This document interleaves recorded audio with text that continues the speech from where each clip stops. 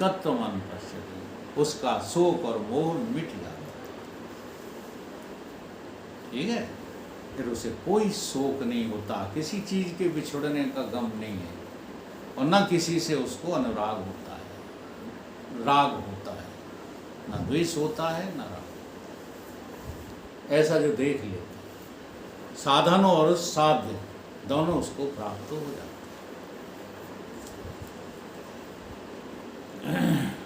साध्य और साधन का ही इस मंत्र में जिक्र किया गया है। परमात्मा का ज्ञान, अच्छा, विद्या से देवलोक प्राप्त होता है।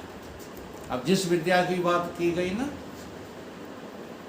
ये भी जो है वृद्ध का उपनिषद का, वृद्ध का रण्य उपनिषद का श्लोक है, विद्या देवलोकहा। ये जो विद्या आप पढ़ रहे हो, इससे क्या है कि तुम्हारी दृष्टि दिव्य हो जाती है।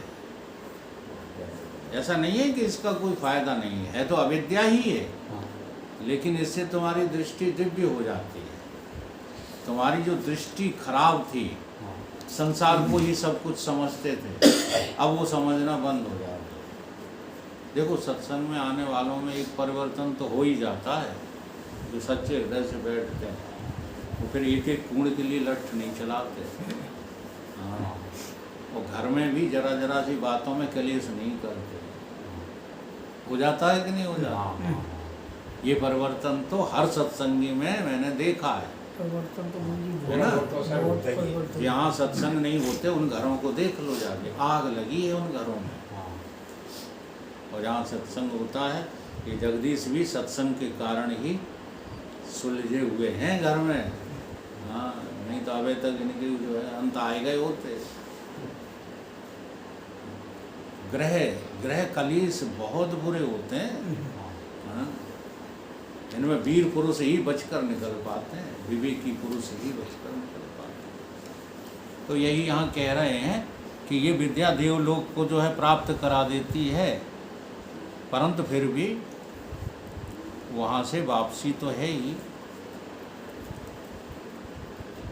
उन ज्ञान और कर्म में से यहाँ जो एक एक अनुष्ठान की निंदा की है, वो समुच्चय के अभिप्राय से निंदा की है, क्योंकि उस पद पर विद्या देव ज्ञान, देवता ज्ञान से आरोहण, विद्या से देवलोक को प्राप्त होते हैं, वहाँ दक्षिण मार्ग से जाने वाले नहीं पहुँचते। अब देवलोक तो पहुँच गए, ठीक है, लेकिन गए अंधकार में। दक्षिण मार्ग कौन सा? गीता में ये दोनों मार्ग आए हैं, उत्तरायण और दक्षिणायन। तो दक्षिणायन कहते ही है अंधकार।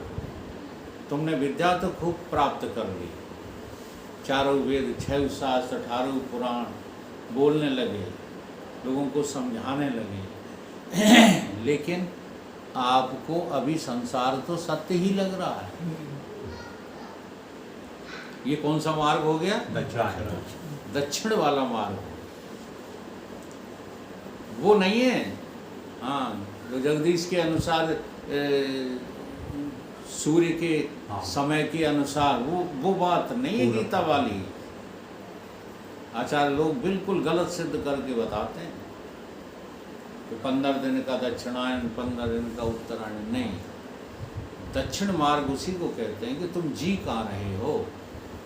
अगर तुम अंधकार में जी रहे हो, संसार में जी रहे हो, अज्ञान में जी रहे हो, तो आप जब मरोगे, चाहे एकादशी को, हाँ दक्षिणायन में ही मरोगे, चाहे जो सी बढ़िया तिथि की, उन्हें बड़ी बढ़िया तिथि मिली, मांस खाते थे। हम बड़ा ही तमाशा देखते रहते हैं, लोगों की बातें बड़ी विचित्र होती रहती। देखो, इतना पापी था, दिन बहुत बढ़िया मिला, क्योंकि विधि का विधान तुमने बनाया है, जो ऐसी बातें करते हो। कहीं नहीं चले गए वैकुंठ, नप गए वे तो। हाँ, कहीं जो है सूंगड़ा बने जो है बिलबिला रहे होंगे, तो वो सब अंधकार मार्ग में जाएंगे। चाहे जितनी ऊंची देवलोक तक की विद्या हो जाए तुम्हारे पास, तब भी तुम अंधकार में हो। यदि अंधकार माने अज्ञान में हो, तो आपको नरक जाना ही पड़ेगा।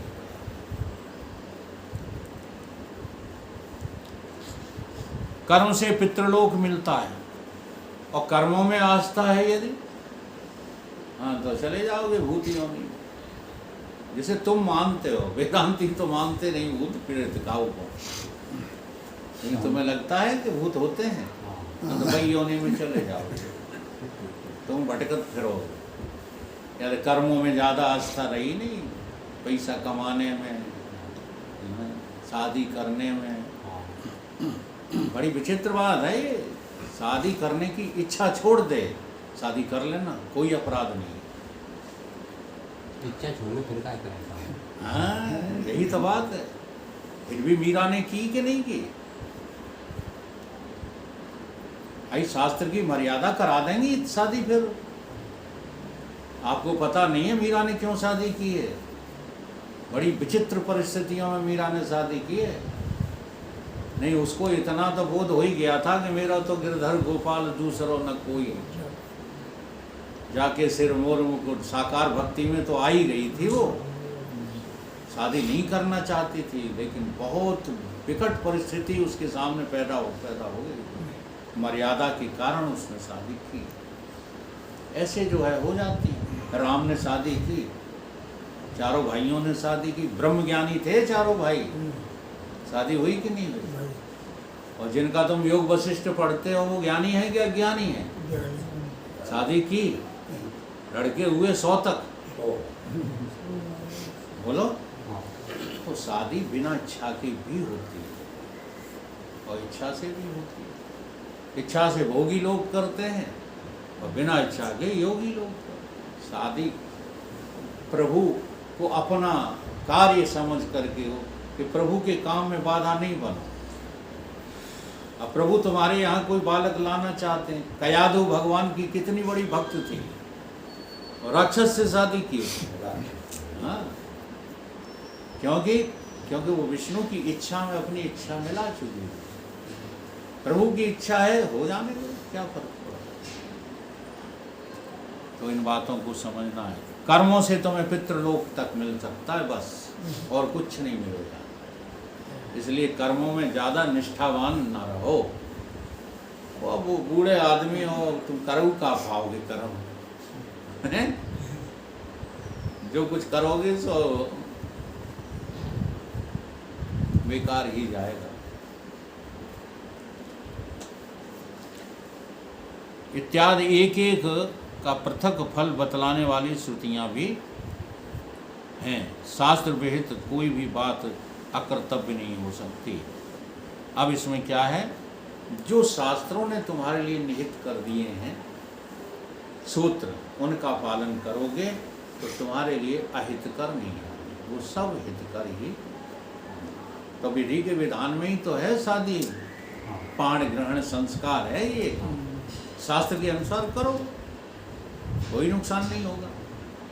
लेकिन तुम नहीं करोगे, तुम तो शास्त्र के खिलाफ करोगे, भोग के लिए करोगे। देखो, हाँ गिरा करो। उनमें वे तो अज्ञान रूप अंधकार में ही प्रवेश करते हैं। कौन?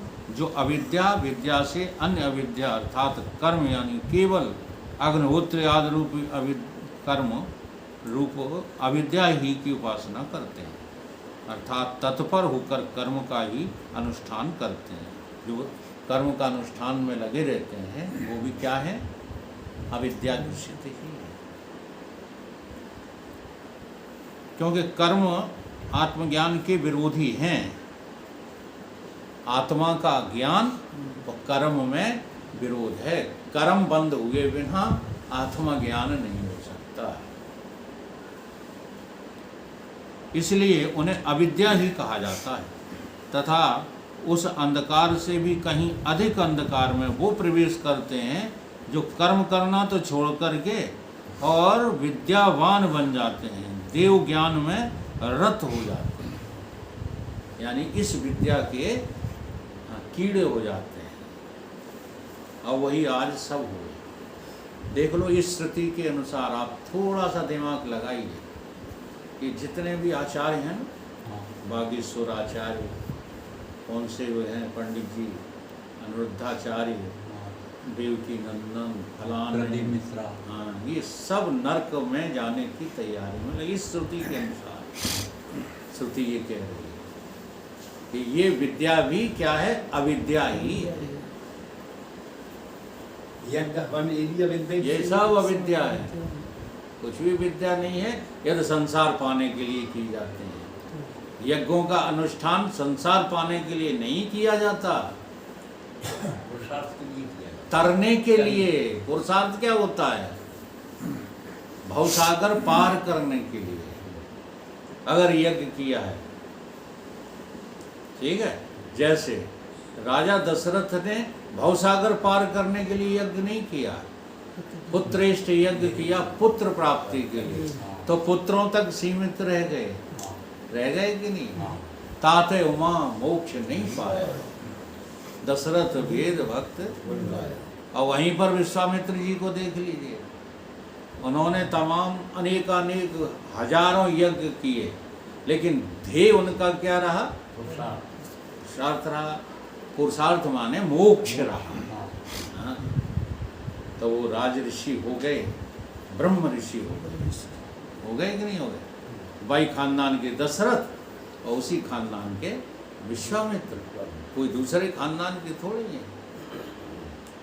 इस प्रकार से लक्ष्य बदल जाता है, वही विद्या अविद्या में परिवर्तित हो जाता है। अगर लक्ष्य संसार रहा तो कितने भी ऊंचे तुम जो है तप यज्ञ अनुष्ठान आदि करना, हाँ, देखो राक्षसों ने कम तप किए, कैसे कैसे तप किए, काहे के लिए? संसार पाने के लिए, भोग पाने के लिए। वो तो ब्रह्मा जी ने उसकी वो बुद्धि घुमा दी, नहीं तो वो जो है ये सोच रहा था कि एक दिन सोऊं, बस एक दिन, और 6 महीना खाओ भोग करूं संसार। और ऐसा कहीं हो जाता? जो खल है नित करे आहारा, हुए उजार भी संसारा। तो ये समुच्चय है, इसलिए बताया गया है।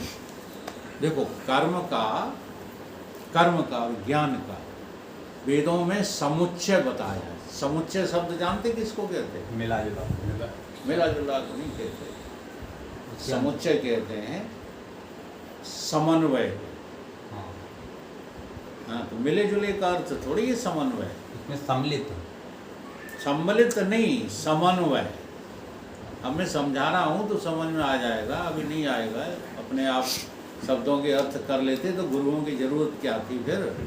ये सारे विद्वान जो है ना, ये सब सतगुरु ही होते, 12 वाट नहीं होते, लाखों में करोड़ों में नहीं जो है मुंह मार रहे होते।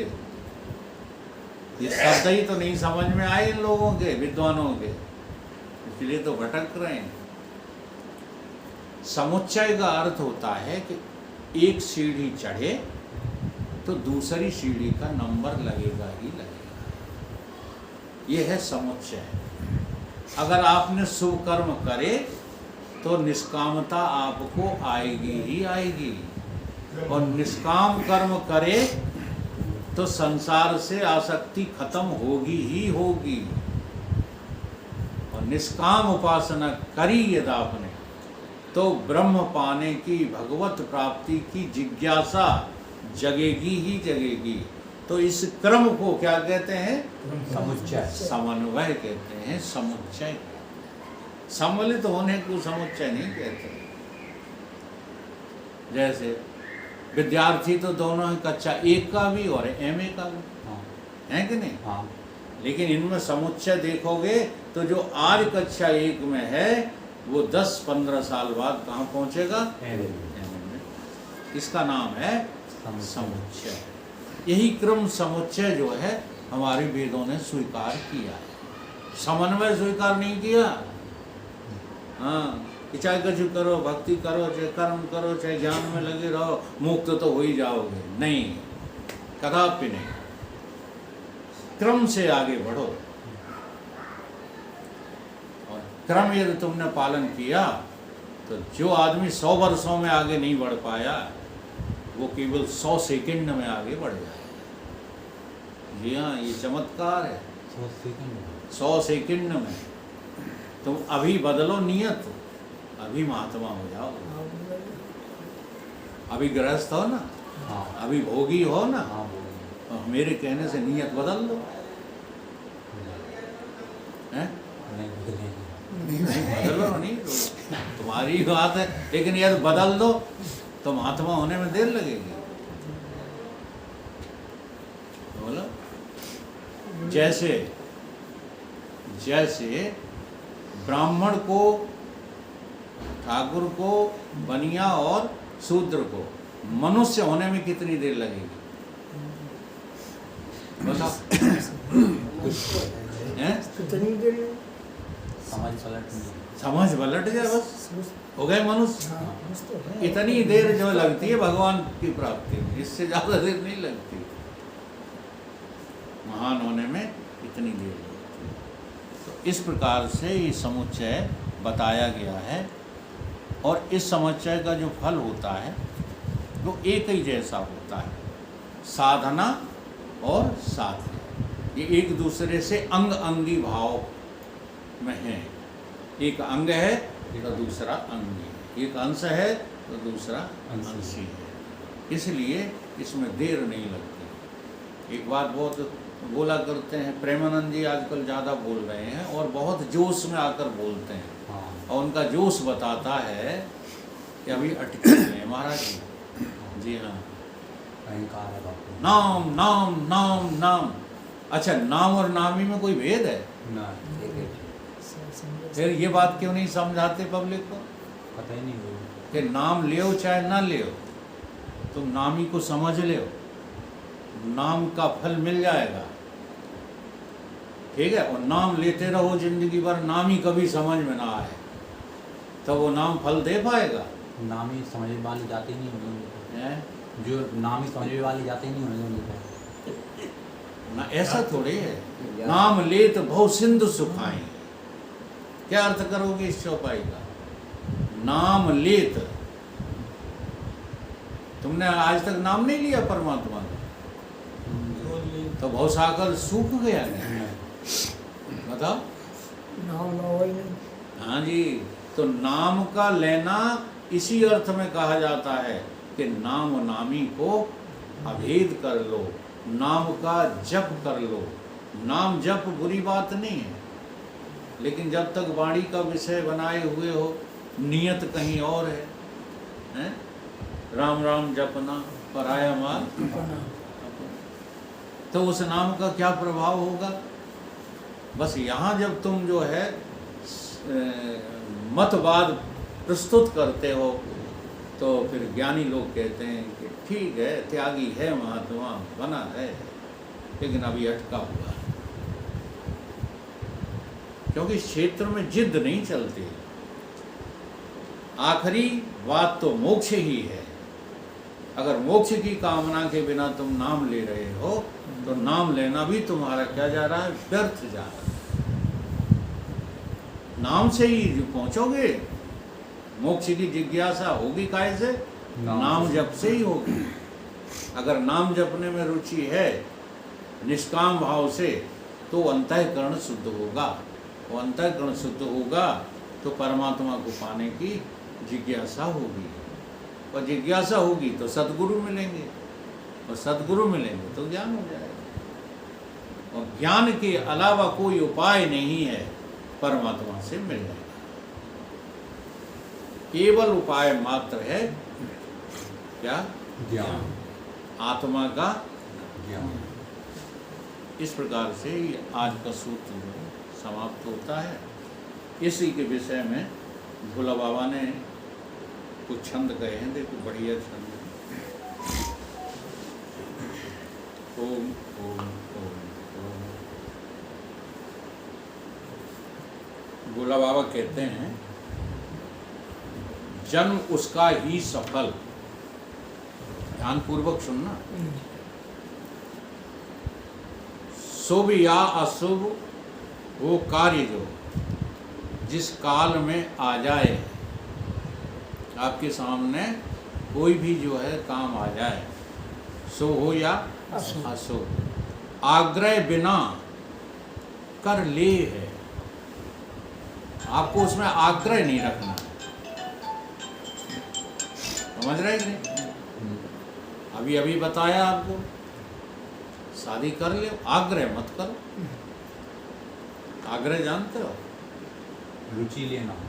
हाँ, आग्रह मत कीजिए। और बिन कर ले तो बिना आग्रह के किए हुए काम से क्या होगा? ना सोच मन में लाए है, चेष्टा करे सब बाल ज्यों, नहीं इंद्रियां होती विकल। एक बालक चेष्टा करता है ना, हाँ। आंखों से देखता है, नाक से सूंघता, सब उसकी इंद्रियां काम कर रही हैं, हाँ। लेकिन उसकी इंद्रियों के कार्य का फल उसको नहीं मिलता। बालक मिलता है नहीं? नहीं।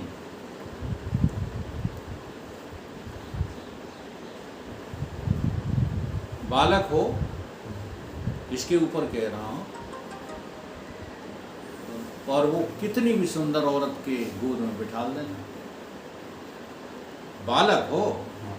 हाँ, तुम्हारी तरह बुढ़ा नहीं, हाँ। तो उसके अंदर कोई काम की वासना जगेगी? नहीं। वो तो उस जो है स्त्री के सब अंगों से अपनी माँ की तरह खेलेगा। हाँ। खेलेगा कि नहीं? उसकी दृष्टि में वो स्त्री है ही नहीं। हाँ जी, यही तो कह रहे हैं, अपनी बुद्धि को बालवत बना लो, बालक की तरह बना लो। चेष्टा करे सब बाल ज्यों, नहीं इंद्रियां होती विकल। नहीं राग हो नहीं द्वेष हो, जन्म उसका ही है सफल। जो बालकवत हो जाते हैं, गोस्वामी जी की कई घटनाएं ऐसी हैं। एक बार दो प्राणी काम कीड़ा कर रहे थे हाँ। झाड़ी में, हाँ। गोस्वामी जी ने देख लिया। अब गोस्वामी जी ने देख लिया तो अंधे बन गए। अंधे बन करके लाठी जोर जोर से पटक के कहने लगे, अंधे को कोई रास्ता बता, अंधे को कोई रास्ता बता, और वहाँ से निकल गए। और वो दोनों अंधा समझ करके काम कीड़ा में मस्त बने रहे। तो ऐसे दुनिया से बच के निकलना है। तो हमारे यहाँ, हमारी संस्कृति में पहले फिल्मी दुनिया में भी ऐसी ऐसी फिल्में बनाई गई जो इन वेद शास्त्रों को समझाने में पूरा कस लगा दिया। एक हमने देखी थी पुरानी पहचान फिल्म, किसी ने देखी है? बच के निकल जाए इस बस्ती से, यहाँ पे तेरा कोई नहीं। जीवन चलने का, ये तो और कहीं का है। तो कहने का मतलब है हमारा, इस संसार में बड़ी आपाधापी है, लेकिन ज्ञानी होते हैं, जो चतुर भक्त होते हैं भगवान के, वो कैसे चलते हैं इस संसार में? आपने सांप की चाल देखी? सांप की तरह चलते हैं ज्ञानी। मुझे सबसे बच के निकलना है, बस, हमें क्या लेना है। तू करे सो भरे, हाँ कबीरा तू क्यों भया उदास, कबरा तेरी झोंपड़ी दलकटियन के पास, जो करे सो भरे, तू क्यों भया उदास। ऐसा जीवन बनाओ बेटा। निर्द्वंद सुख है भोगता। कौन? जो ऐसा जीवन व्यतीत करता है, उसके जीवन में कोई द्वंद है ही नहीं। निर्द्वंद भोगता। हाँ, निर्द्वंद, कोई द्वंद रहे, कोई द्वंद ही नहीं, न राग है न द्वेष है, मस्त है हम। हाँ, दो लड़के हैं ना, हमें बड़े से राग है ना छोटे से द्वेष है, ना बड़े से द्वेष है ना छोटे से राग, दोनों हाँ परमात्मा के हैं, हमारे हैं ही नहीं। लो निर्द्वंद हो गए। इनमें से किसी को अपना माना सोई जूता पड़ेंगे बाजार के भाव। हमारे ऐसे ही प्रवचन है। आई बात के नहीं आई। निर्द्वंद पाता नित्य सुख, पाता वही विज्ञान है। निर्द्वंद होता है चल, निर्द्वंद होता है अटल। निर्द्वंद नर हो जाए जो, है जन्म उसका ही सफल। इसलिए निर्द्वंद हो जाओ। कर्तापना भोक्तापना जो आत्मा में नहीं मानता। आप कर्ता होते हो कि नहीं होते? होते हैं।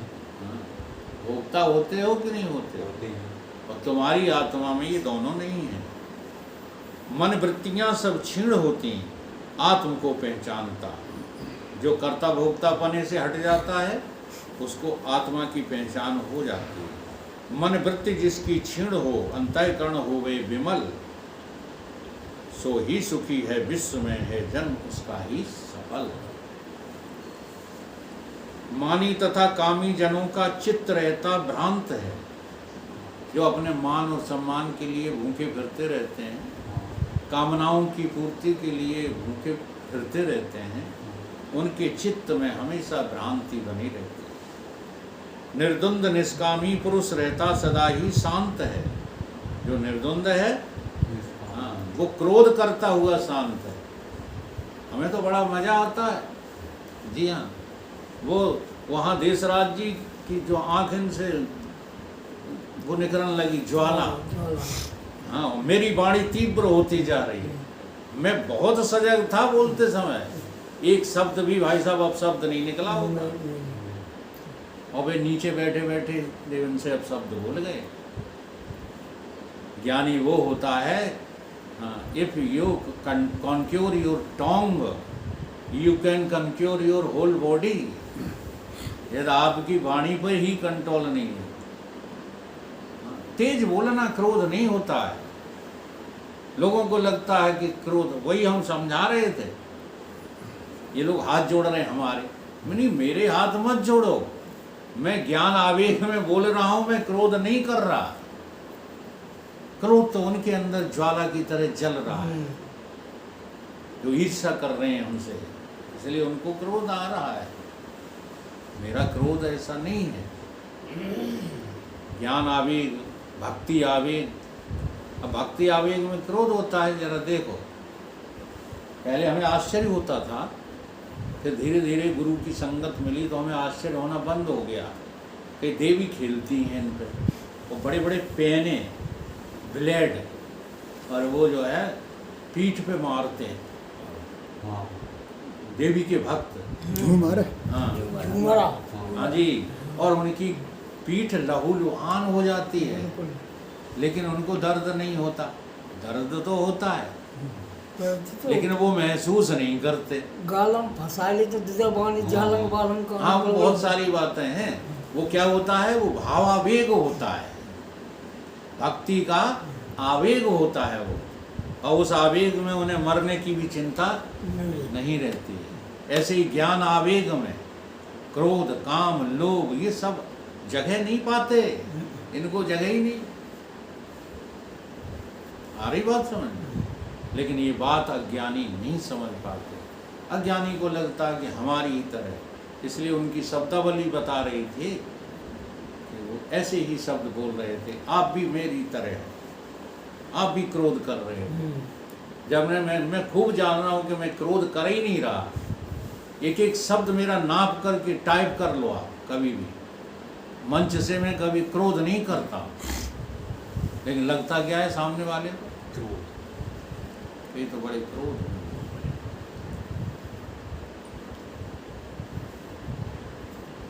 मानी तथा कामी जनों का चित्त रहता भ्रांत है, निर्द्वंद निष्कामी पुरुष रहता सदा ही शांत है, निसंगता से वर्तता जल में रहे जैसे कमल, ज्ञानी अमानी धन्य सो है जन्म उसका ही सफल। ज्ञान जिसको हो जाता है उसे मान और अपमान, अच्छा मेरा मान अपमान कौन कर पाएगा बताओ। आप सूर्य के ऊपर वो करना चाहो, क्या करना चाहो, धूल फेंकना चाहो, हाँ, तो उसे गंदा कर दोगे। इसी तरह ज्ञानी को ये काम, क्रोध, लोभ, मोह आवृत नहीं कर पाते, निसंगता से वर्तता है, मान सम्मान उसको जो है छू तक नहीं सकते। ज्ञानी अमानी धन्य सो जन्म उसका है सफल। ममता नहीं पुत्र आदि में, जो मैं अभी समझा रहा था, ज्ञानी को पुत्र आदि में, पत्नी आदि में ममता नहीं रहती।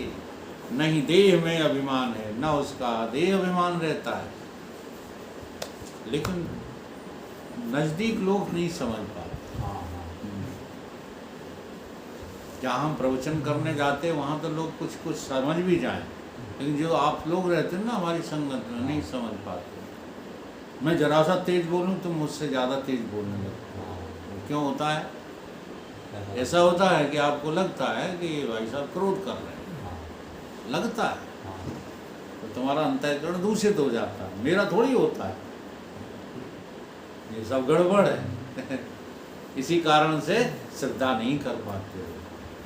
इसलिए शास्त्रों ने कहा है कि नज़दीकियाँ जो होती हैं वो कभी श्रद्धालु नहीं बनने देती तो नजदीक रहेंगे तो और ज़्यादा दूर हो जाएंगे, हैं। और ज़्यादा अंतर्गत अश्रद्धालु हो जाओगे।